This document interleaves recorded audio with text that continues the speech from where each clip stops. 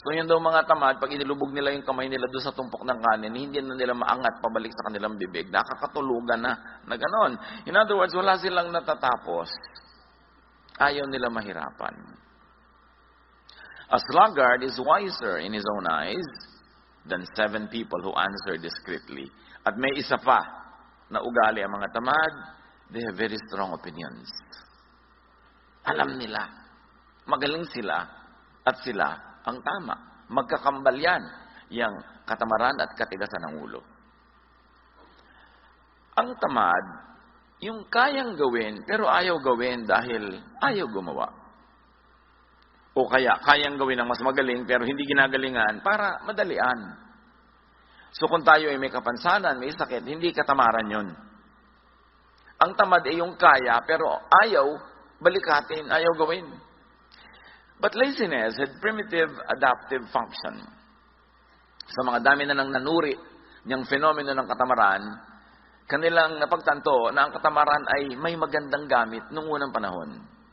In primitive societies, konti pa lang ang tao, mamitas ka lang ng bungang kahoy, kakain ka na, hanggang dumating yung development of hunting, na kung meron kang nahuli, kakainin mo ng maraming mga araw yon, hindi mo kailangan sobrang magtrabaho. In fact, hindi ka dapat sobrang magtrabaho. Kasi noon, pag naubos ang energy mo, hindi ka mag-survive. May masasalubong kang mga wild animals sa daan, o may mga wild people, kailangan mong lumaban. You should conserve your energy. So, laziness has a primitive adaptive function, and one of that is to conserve energy. For competing for scarce resources, and for fighting or fleeing enemies and predators. Pero nung natapos na ang panahon na yun, primitive times of survival, na ang mahalaga lang sa tao ay kumain, wala nang iba, yung katamaran dapat na-outgrow na. Pero yung mga katamaran ng unang panahon na yun, it's because the creature that extends less energy on a day-to-day basis had a better chance at survival. Napaka-importante yun, yung least effort approach. But the least effort approach in modern times, in developed societies, will be very disadvantageous. Ang kailangan na to conserve energy is not to be tamad, but good planning. Good planning, not laziness, is now the best energy conservation scheme. Kaya sabi sa Proverbs 21:5, which obviously was written when society was already developed, the plans of the diligent lead to profit. So kung gusto mo magtipid ng energy, hindi na katamaran ngayon. Dapat magaling kang magplano.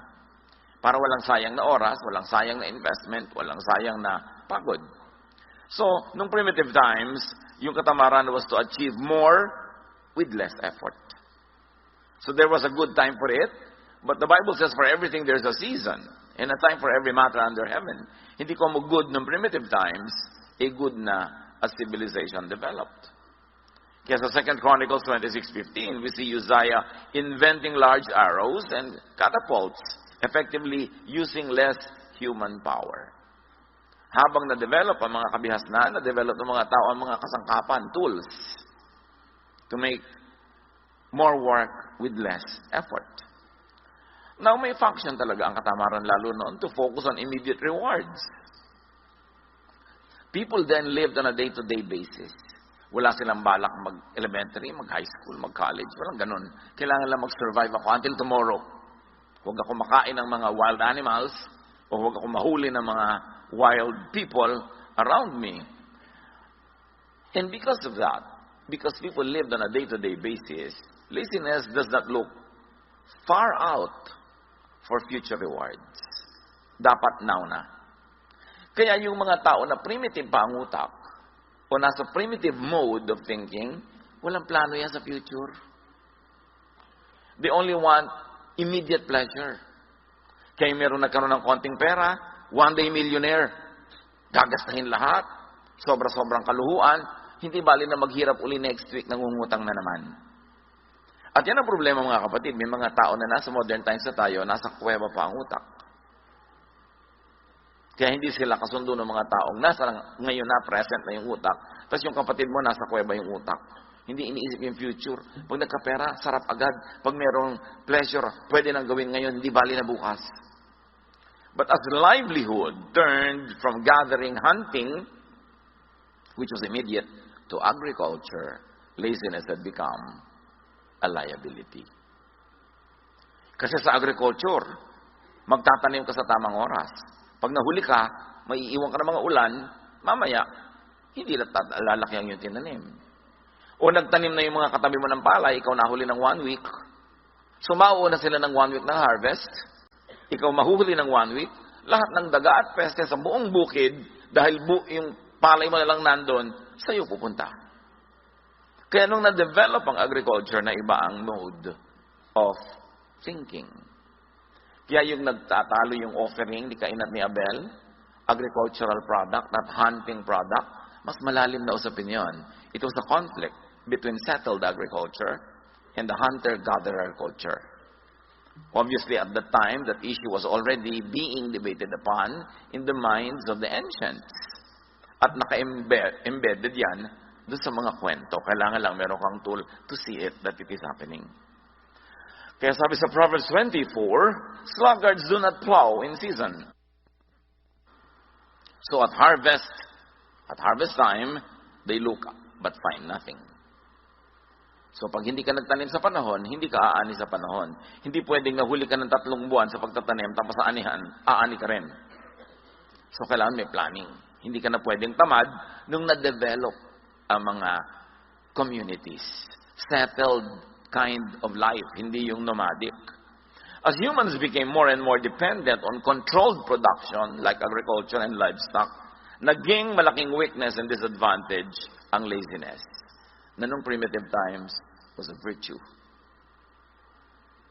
Pero ang problema, may mga lipunan at may mga tao at individuals na hindi nag-grow yung mind from that kind of thinking. Kaya marami mga settlers sa iba't ibang mga bayan, dayo sila sa isang lugar, tapos may mga katutubo doon. Ang reklamo nila lagi yung mga katutubo daw tamad compared to the settlers. Kasi iba ang mentality ng katutubo, hunter-gatherer. Yung settler, agriculturist. So magkaiba ang mentality nila. Kaya hindi sila nagkakasundo sa ganung mga bagay.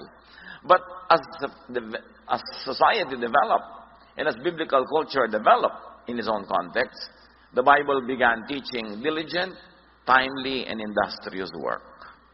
And since then, walang lingon-likod, tuloy-tuloy ang pagtuturo ng Biblia sa sipag. Ano ang mga palusot at drama ng mga katamaran? At ang sagot mula sa Bible, isa doon yung mga tamad, lagi nilang sagot, di ko alam. Di ko alam yan eh. Ibig sabihin, ikaw na lang gumawa. At marami ngayong mga tamad, tabi-tabi po nuno. Gadget lang, hindi ma-on. Tatawagin ng anak, tatawagin ng apo, tatawagin ng kapitbahay. Di ko alam yan eh. Hindi ko alam magawa ng TV. Hindi ko alam magawa ng computer. Hindi ko alam mag-Facebook.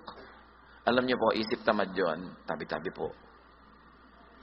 Hindi ko matanda na tayo, hindi na tayo matututo. Pag-aralan. Kasi kailangan kasabay ng panahon ang paglago ng ating isip. Yun naman kung gusto nyo sumabay sa technology. Kung ayaw nyo naman, walang pipilit sa inyo. Pero hindi pwedeng gusto nyo mag-technology tapos lagi ibang gumagawa. Learn it. Because that kind of mentality is a carry-over of a primitive thinking and excuse. So ganyan sa mga gadgets, ganyan sa mga electronics. Sabi ng Psalm 25, 4-5, show me your ways, Lord. Teach me your paths. Guide me in your truth and teach me. The general idea here is to be teachable. And what does it mean to be taught? It is to be taught something new. Because you don't need to be taught something old. So, pag teachable ka, willing ka laging alamin ang bago. Kaya, ang sabi ng iba, techie is the new sexy. Noong araw na primitive ang society, kailangan mo ng muscle para ipagtanggol ang mga babae sa mga leyon, sa mga tribal war. Sexy daw yung maraming muscle. Pero ngayon, ang sexy guys daw, yung magaling sa techie. Yung alam niya mag-photoshop, yung alam niya ganito yun, magpalipat-lipat. Yun na daw ngayon, ang kakit-akit na karunungan. Sabi nila, ewan ko sa inyo. 1 Peter 5:8, be alert and of sober mind. Your enemy, the devil, prowls around like a roaring lion looking for someone to devour. And if we may add, in the context of our discussion, to devour with laziness and with ignorance. Maraming paraan ng pag-atake sa atin ng lion. Basta anything that steals from you, that takes away growth or happiness or productivity, trabaho yon nung roaring lion. Proverbs 3:5-6. Trust in the Lord who commands work. Trust in the Lord with all your heart and lean not on your own understanding. In all your ways, submit to Him and He will make your paths straight to prosperity, if we can add. In other words, yung mga teaching na yan sa Bible, may particular truth yan doon sa context na tinuturo niya, pero may universal truth yan that you can apply to other particulars. Basta na-universalize mo muna. At nakikita natin yung universal value of these teachings now being applied to work ethic. Ano pa mga palusot? Drama ng mga tamad. Baka mag-fail, baka tayo mapahiya, wag na lang. Yung laging takot mapahiya, takot mag-fail, isang uri ng katamaran. And because of that fear, you will be imprisoned and you will be in shackles and you will not be able to be free to do what must be done or to do what you could do. Kaya ang sabi ng Ecclesiastes 11:4, whoever watches the wind will not plant. Whoever looks at the clouds will not reap. Pag lagi ka daw natatakot mag-invest, natatakot ka magtanim, natatakot kang may simulan na project dahil baka hindi matuloy, baka sumama ang panahon, baka hindi mangyari ang gusto mo mangyari. Iyan ang mga kahit kailan ay hindi aani. Dapat willing ka na tumaya. You minimize the risks, you maximize the potential of success, but still, you should take risks. Kasali yun. Some people believe that their talents, their abilities and intelligence, or lack of it, are set at birth. Wala na silang ginagawa para i-develop ang sarili nila kasi iniisip nila lahat ng pwede nilang malaman at lahat ng pwede nilang kakayanan ay nung palang isinilang sila yun na at wala nang papalitan. But you know that the Bible always teaches development and growth. So keep changing. People of God, keep growing your mind. Ang tanging kulungan ng tao ay ang kanyang isip. Pag yung isip mo nang sabi, hindi ko kaya, hindi mo nga makakaya. Pag sinabi mong ayoko, hindi mo na nga magagawa. Pagka ayaw mo, yun ang limitation mo. Romans 12:2, do not conform to the pattern of this world, but be transformed by the renewing of your mind. Then you will be able to test and approve what God's will is. His good, pleasing, and perfect will. So kailangan daw, lagi kang willing to change your mind. As they say, only a fool does not change his mind. Willing ka dapat. Hindi yung ayaw mo na magpalit ng isip, ang isip mo sarado, dekandado. What will happen? Yun na lang yun forever. People grow with change, with practice, and with effort. And growth is a primary duty of life. Dapat nag-grow. Parang yung natatandaan ko isang drawing, yung caterpillar at yung kanyang kamag-anak na caterpillar na naging paru-paro na, may pakpak na. Si caterpillar para paring worm. Sabi ni caterpillar kay paru-paro, you changed. Sabi ni paru-paro, we must. Dapat nagbabago. Yung mga kaibigan mo sa baryo nung araw, pag uuwi ka doon, sabi ay, nagbago ka na. Dapat. Alam naman hindi tayo magbago. Ikaw, ayaw mo magbago? Alam niyo nagsasabi nun, yung nagbago ka na, yung hindi siya umasenso, tas ikaw umasenso. So, para tabla na lang kayo, gusto niya, huwag ka rin umasenso. Yung, naku, hindi mo na yan ma-reach. Dapat. Kasi kung nare-reach mo pa rin ako, ibig sabihin, hindi ako nag-grow. So, yung hindi ma-reach na ibig sabihin, iniiwasan kita, umayabang ako, kundi, busy talaga ako eh. Kasi marami kong ginagawa. Marami akong inaatupag, marami akong commitment, so hindi mo ako ma-reach kahit kailan na lang gustuhin mo. Pero, makakatsyempo ka rin na ma-reach mo ako. Pero may problema tayo kung kahit kailan kita gusto ma-reach, available ka. Ibig sabihin, wala kang ginagawa. Hindi po kasiraan yung hindi ka na ma-reach. Tiyempo-tiyempo lang yan para mo ma-reach. But an achiever, an active person, a fruitful person, mahirap talaga laging makaladkad yan. Kasi may mga kaabalahan. Pero hindi tayo dapat nagdadrama na hindi ka na ma-reach, nagbago ka na. Sabi nga nung paru-paro, we must. We cannot remain caterpillars. We must grow wings and fly because we are butterflies. Meron pang isang palusot. I can't. Di ko kaya yan. Natin niyo ba yung katang, di ko kaya, di ko kaya, di ko kaya. Pag sinabi mo ng sinabi yun, talagang hindi mo na nga kakayanin kasi nagpasya ka na di ko kaya. Laziness often comes from neurotic fear. Sa takot, abnormal takot na mabigo, na masaktan, na malugi, ayaw na lang. Namimili yung between the classical fear na flight or fight. Pagka man natakot ka, anong gagawin mo? Tatakas o lalaban, so maraming tamad, tumatakas na lang kaysa lumaban. But of course, in wise life every day, you must choose if it's better and more beneficial to just fly away rather than fight. Pero sa mga challenges sa buhay, yung mga gusto mo ma-achieve, pagka lagi ka lang tumatakas, wala kang wagi. Matthew 25:25. Sabi noong lazy servant na binigyan ng mga puhunan na hindi niya ipinamuhunan at itinago lang niya sa lupa, I was afraid and went out and hid your gold in the ground. See, here is what belongs to you.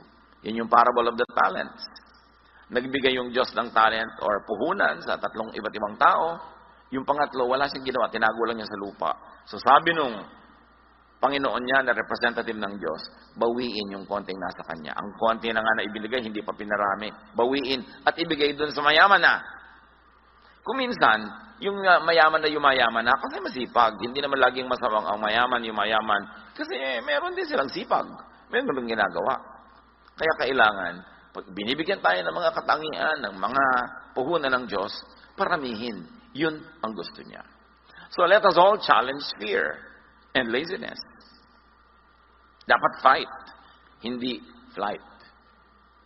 Numbers 13:30-31, no ang mga espiya ng Israel ay minanmanan nila yung lugar na dapat ay magiging kanila, pero may mga tao, sabi nung mga kasama, naku, ang lalaki ng tao doon para mga higante, titirisin lang nila tayo, huwag na lang tayo tumuloy. Then Caleb silenced the people before Moses and said, we should go up and take possession of the land, for we can certainly do it. But the men who had gone up with him said, we can't attack those people. They are stronger than we are. So ito yung fight or flight. Most of the people were choosing to fly away when Caleb said, let's fight. Let's go for it. What do you do with your problems pag parang malaki? Umiiwas kayo, tumatakbo palayo o hinaharap nyo at sinisikap nyong magwagi. Pag meron kayong magandang pangarap, mataas na mga hangarin, sasabihin ng mga tao sa inyo, wala tayong pera anak, huwag ka na mangarap. Huwag mo nang isipin yan. Pinanganak tayong mahirap, mamamatay tayong mahirap. So pagkagano ng mentality, mamamatay nga mahirap. Kasi they don't want to give it their best. Pero yung mga lumaki sa kahit na napakagrabing kahirapan, pero hindi nila tinanggap ang hirap na yun, ayaw nila, ginawa nila ang magagawa nila, yun ang nakakabalikwas at nakakalampas sa mga inborn kahirapan. Kaya mahalaga yung mind. Paano tayo mag-isip? Meron naman isang drama ng mga tamad, kapagod, wag na lang. Marami ganyan, karpintero, may idinidescribe kang gawin. Sabi, sir, ang hirap naman yan, dalian na lang po natin. Sa mahirap nga, triple ang bayad. Gusto mo madali. Sa madali na lang po. Ano mangyayari sa buhay niya? Ayaw mapagod. Kasi ang tamad, ayaw mapagod. Alam niyo kung anong motto ng mga tamad? Di bali ng tamad, hindi naman pagod. Baka yan ang inyong memory verse. Life verse. Diba? Di bali ng tamad, hindi naman pagod. Nakita ko yan sa kwarto ng isang dati kong katulong sa bahay. Hindi ko naman ugali magsusuot sa mga kwarto nila, pero minsan, nung wala na siya, umalis na, dahil may iba nang ginawa sa buhay, di nagpalinis ako, nakalagay sa dingding niya, di bali ng pagod, di naman tamad. Di bali ng tamad, di naman pagod. Kaya ito pala yung motto niya, kaya laging araw-araw kami may tunggali. Proverbs 24:30-31, I went past the field of a sluggard, past the vineyard of someone who has no sense. Thorns had come up everywhere. The ground was covered with weeds, and the stone wall was in ruins. Sabi niya, dumaan ako sa property ng isang tamad. Walang utak. Gano'n, naku, puro dawag, puro tinik, puro damo, at giba-giba ang kanyang pader. Ganon daw pagtamad. Pero kahit naman sa kasipagan, mga kapatid, huwag OA, don't exceed limits. Kahit yung mga paggawa ng mabuti, paglilingkod, dapat may pahinga ka rin, ha? Huwag naman yung extreme. Mark 6:31, no ang mga disipulo ng Panginoon ay hindi makapagpahinga, hindi makakain dahil sa dami ng pinaglilingkuran, subalit napakaraming taong dumarating at umaalis at hindi na nila makuhang kumain. Kaya't sinabi ni Jesus sa mga alagad, magpunta tayo sa isang lugar na kung saan maaari tayong makapagsarilinan at upang makapagpahinga kayo kahit na kaunti. Ganyan kung gano'n kabait si Jesus. Pinaglilingkuran ng kanyang mga alagad yung mga tao, pero sabi, magpahinga muna tayo, iwan muna natin sila. Doon sa tayo-tayo lang para kayo makapagpahinga. So, huwag naman tayong extreme sa sipag, kahit pa nga sa mga gawain ng Diyos. Kasi ang Diyos nga nagturo ng pahinga. On the seventh day, we should all rest. Isa pang drama ng mga katamaran yung, hayaan na. Sige na lang. Ecclesiastes 10:18, through laziness, the rafters sag. Because of idle hands, the house leaks. Pag daw tamad yung tao, lumulundo na yung mga bubong niya, tumutulo na mga bubong, wala lang. Sige lang, okay lang. At hindi dapat ganon. Ganon din sa katawan. You maintain the house, but you also maintain the temple of the Holy Spirit, which is the body. Hindi ka dapat tamad sa hygiene, at hindi ka dapat tamad sa healthful habits. At isa pang drama ng katamaran yung if only. Kung pinanganak lang sana akong mayaman. Kung ipinanganak lang akong ganito, kung meron akong ganyan. It's not what you do not have that should define you, but what you can have, even though you did not have it before. Ecclesiastes 11:6, sow your seed in the morning, and at the evening let your hands be not idle. For you do not know which will succeed, whether this or that, or both will do equally well. Sabi niya, alam niyo, hindi niya naman alam kung alin sa mga itinanim niyong tutubo, alin na mamumunga, so dami-damihan niyo ang tanim. Iba-ibang pananim, mag-diversify ng konti, kasi hindi niyo alam kung alin ang mapagpapala. So, increase your chances at success. Isaiah 43:18, forget the former things, do not dwell on the past. Huwag ka na magpatali sa mga hindi nangyari noon, sa mga hirap mo noon, sa mga kung ano-ano, atupagin mo yung now at yung future. Kung hindi ka masaya sa iyong past, baguhin mo yung iyong now at mababago ang iyong tomorrow. Pero tama na yung kada drama over what cannot be undone. At isa mang drama ng katamaran, ganito na talaga ako. Yung iba pa, papalakihin nila, ganyan lang talaga ang buhay. Wala tayong magagawa. Sa salita pa lang, sa palagay nyo, asenso, wala tayong magagawa. Therefore, wala tayong gagawin. Anong mangyayari sa ganong mentality? Proverbs 28:19, those who work their land will have abundant food, but those who chase fantasies will have their fill of poverty. Yun daw ang hinahabol ay guni-guni, pangarap lang, pero walang plano, kahirapan ang susunod dyan. Ganyan ang gambling. Ganyan yung easy money. Ganyan yung mga kung anong racket. Huy, sumali tayo dito. Sa 3 buwan lang, magta-times 10 ang pera natin. Hindi, pera nila ang dadami, hindi yun sa'yo. Huwag kang maniwala sa ganyan. When it's too good to be true, 99.99%, it's not true.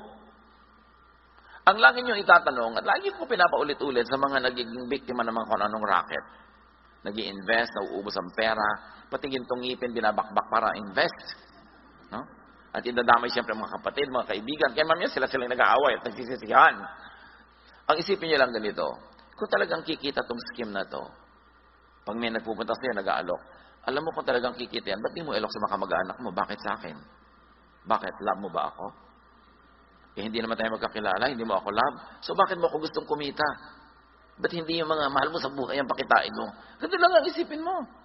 Pag kami nagbibigay sa inyo ng kung ano-ano mga investment, huy, alam mo, kikita ko dito. Ba't di ikaw? So, dinami-rami ng kamag-anak mo ng father side, mother side. Tapos kamag-anak ng asawa mo, mother side, father side. Bakit hindi sila? Ba't sa akin? Yun lagi nyo itatanong para hindi tayo nauuto, mga kapatid.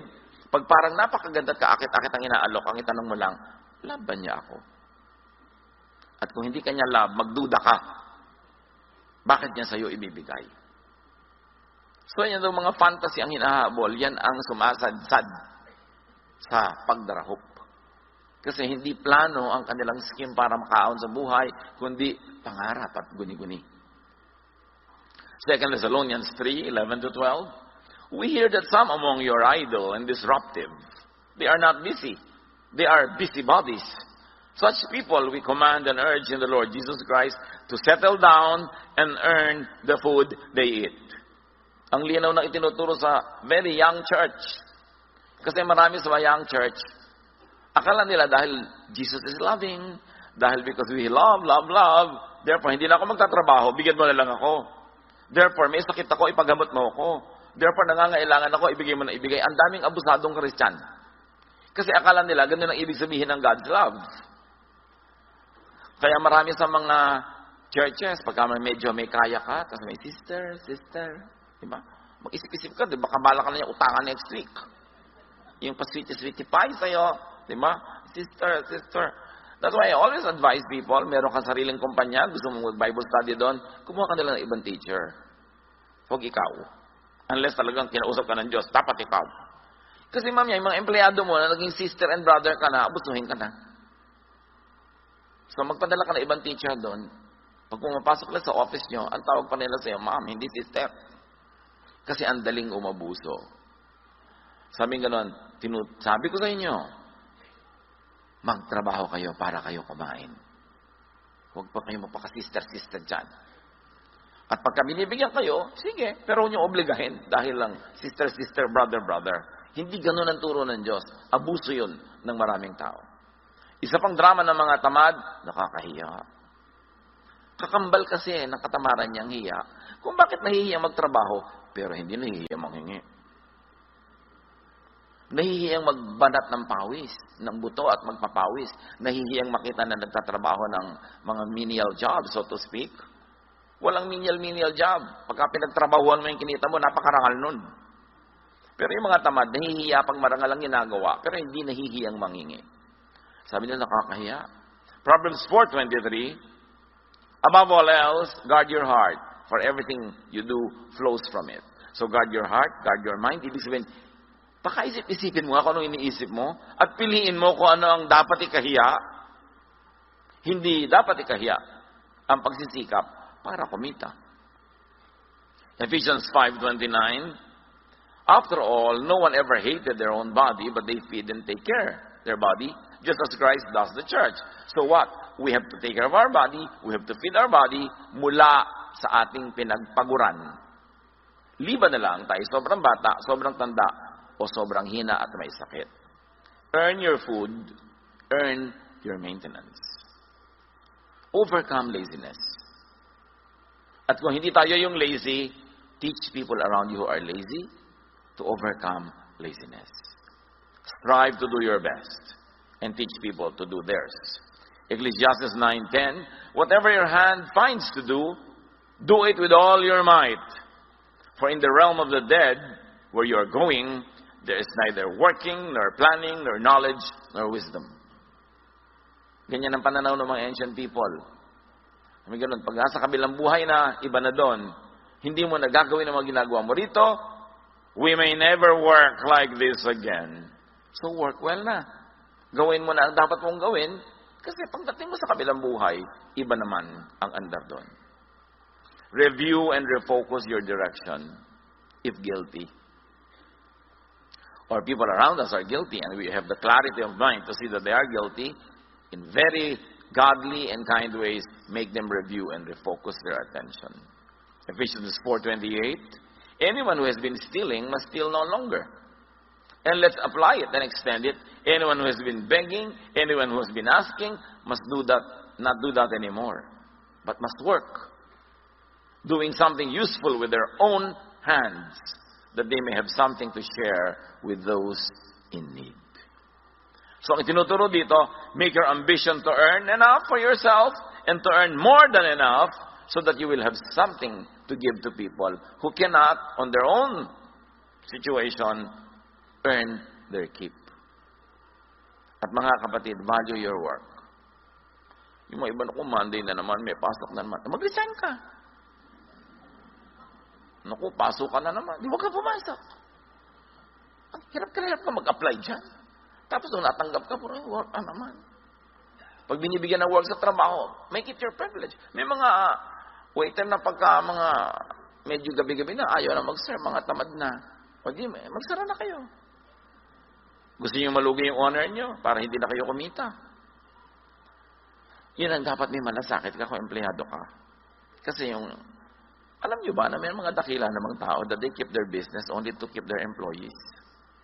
Hindi naman lahat dahil para lang kumita. Meron din silang kawawa ng mga empleyado, tuloy natin kahit ang liit-liit ng ROI natin dito. May mga ganun. Mahalin niyo ang trabaho. Value your work. Because work is a gift from God.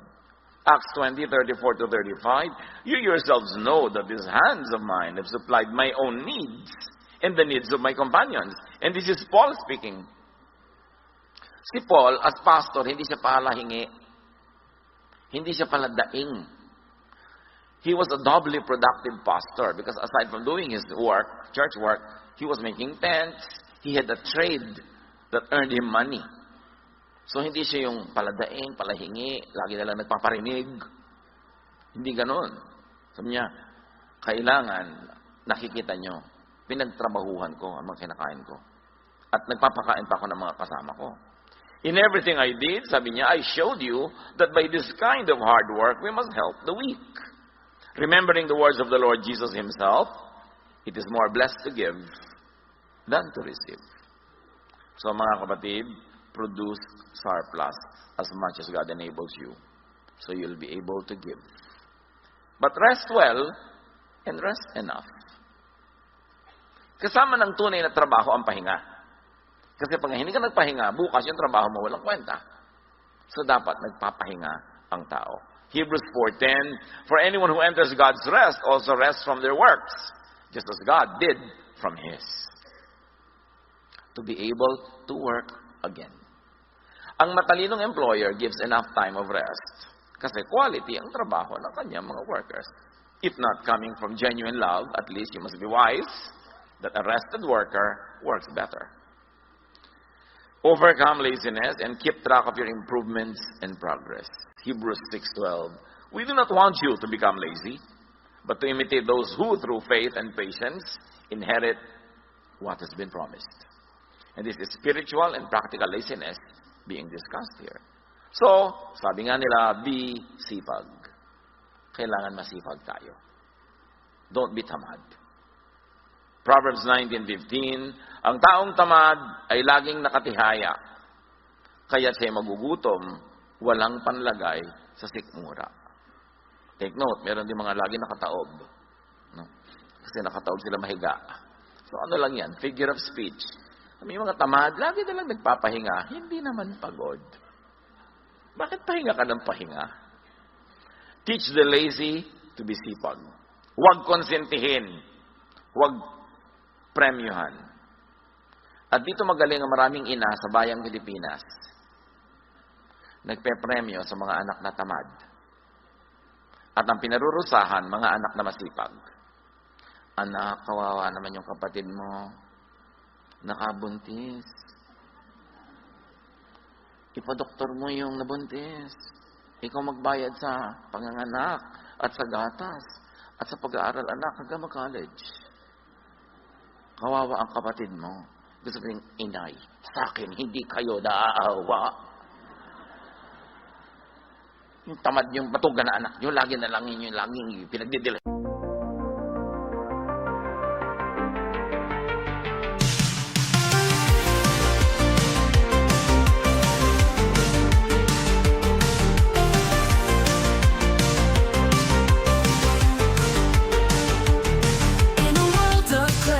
Crossover dreams, sin-lit melodies, whispering schemes, they female vocals telling tales untold, indie rock beats. burning hearts cold. We ride the waves of the night, lost in an all brought to light. Haunting echoes of the past, experimental sounds that forever last.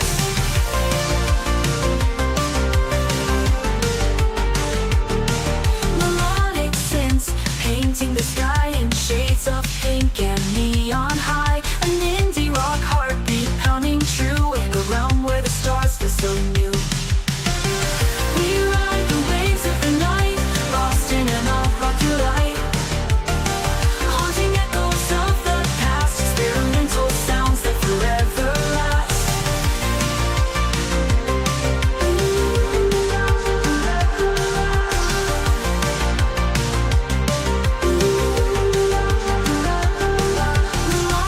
synths painting the sky in shades of pink and neon high. An indie rock heartbeat pounding true in a realm where the stars feel so new. We ride the waves of the night, lost in an all brought to light. Haunting echoes of the past, experimental sounds that forever last. Melodic synths painting the sky in shades of pink and neon high. An indie rock heartbeat pounding true in a realm where the stars feel so new. In the darkness we find the light, guided by the music taking flight. A fusion of genres in perfect blend. This electronic journey will never end. We ride the waves of the night, lost in an all brought to light. Haunting echoes of the past, experimental sounds that forever last. Classic crossover, timeless groove, synth that symphonies we shall move. Late female vocals in the distance call, indie rock hearts standing tall.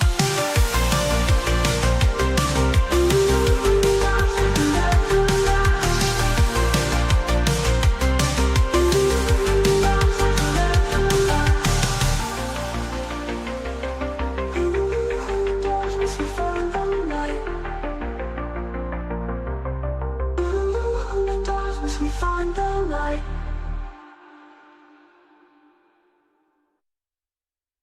Ay, sa akin, nakaprenda na ang kaluluwa ko ka.